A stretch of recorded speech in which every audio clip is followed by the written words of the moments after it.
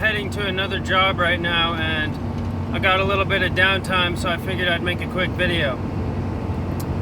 In this video, I want to talk about two ideas. The first idea is the blind leading the blind. Have you ever heard that saying before? The blind leading the blind? Or in the land of the blind, the one-eyed man is king? And then the next thing I want to explain is, don't take advice from someone that you don't want to, that isn't in the spot you want to be. And what do I mean by that? Don't take advice by someone in a particular area of life where you wouldn't trade places with them. So if a poor person is trying to tell you about money, you probably shouldn't listen to them, because they're poor and they don't really know what they're talking about.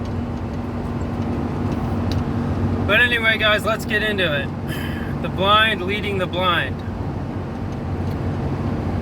To me, this statement is just a call to think for yourself.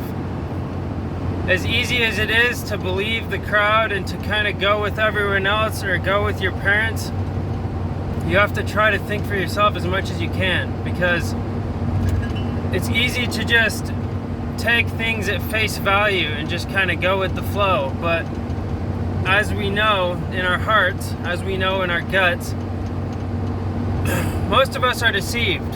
In fact, the Bible goes on to say that all of us are deceived. So each and every one of us have fallen for deception in some level. So that's step one, realizing that we are deceived in some way. Thinking that you have all the answers, or thinking that you don't need to keep studying and seeking and learning, is the root of the problem. If you think you have the answers, then you're not going to search for answers.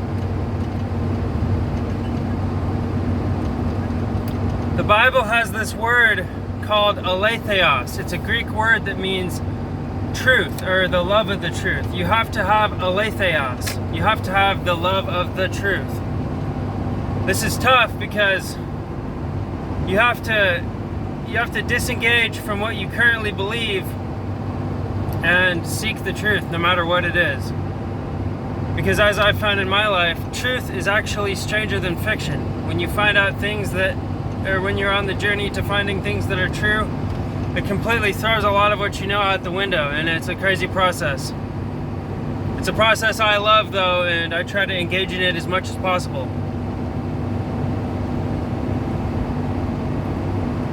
As I said on one of my last videos, most of us are programmed to have a poverty mindset. We have a scarcity mindset.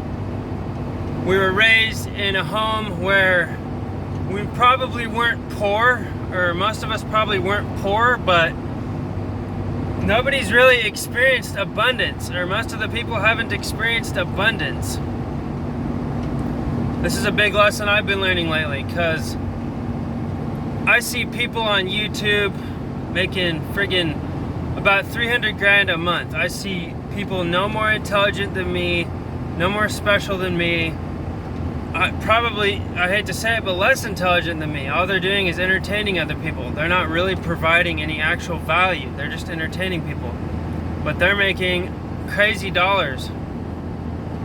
And I'm here working my butt off in a construction job.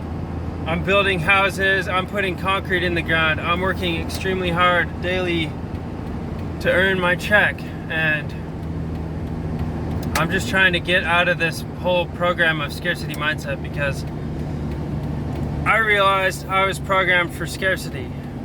I think too small. I don't have a big enough vision, and that's why I remain in scarcity. Because my blind parents, my blind society led me on the path of blindness.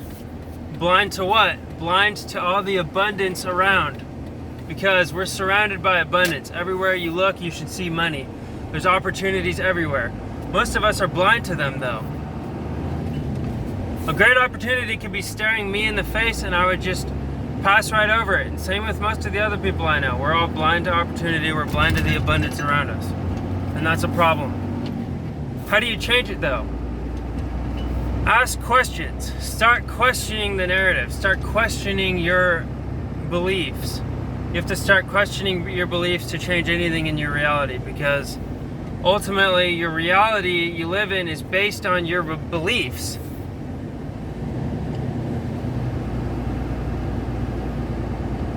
And the next idea I wanted to talk about is, don't listen to people that aren't in a spot where you want to go. If let's say you want to make $10,000 a month, someone making $2,000 a month is going to try to give you advice. Don't listen to that person. They might be able to give you good advice in one area of life, but you shouldn't listen to them in the area of wealth, because obviously they don't know what they're talking about. A lot of people, though, especially adults, look down on youngsters like me. Like, I'm 24 years old and I work with people that are about 50 years old.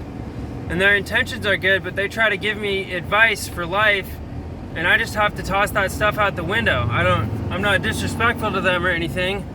I try to listen to what they say and, chew up the meat, spit out the bones, try to extract a little bit of wisdom from it. But in the area of wealth, they can't really give me any advice because they're essentially in the same position I am. They're not making really much more money than me, but they're double my age.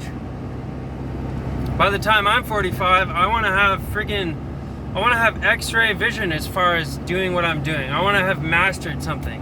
I don't want to just be floundering like I am now. I want to have mastery. That's what I'm searching for.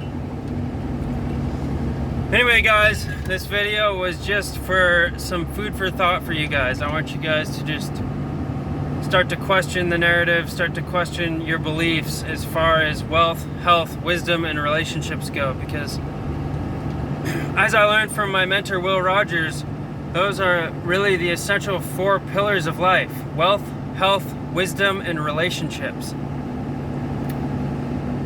For me, wisdom and health kind of come naturally. Relationships and money or wealth do not come naturally, and those are the areas where I'm working on mostly right now. Anyway, guys, hope you have a great day. I will talk to you soon.